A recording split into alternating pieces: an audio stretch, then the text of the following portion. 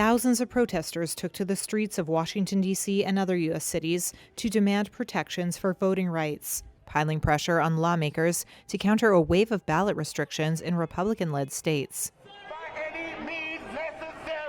Organizers say the moves to curb voting access would disproportionately affect people of color.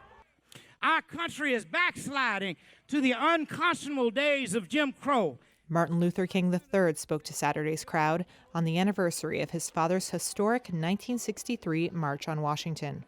So we need to turn up the pressure on the leaders who think their flimsy talk about bipartisanship is more important than our rights.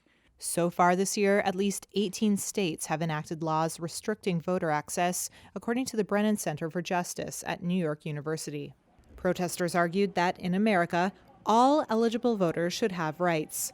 I care about everybody in this country who's eligible to vote should have access to the voting booth. That is why voting is so important. It's not about agreeing, it's about your right.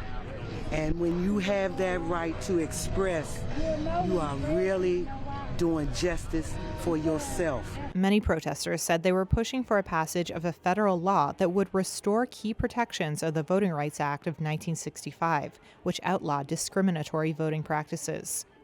The bill, called the John Lewis Voting Rights Advancement Act, named after the late civil rights hero and longtime congressman, was approved in the U.S. House this week, but faces poor prospects in the Senate due to rules that allow a minority to block legislation.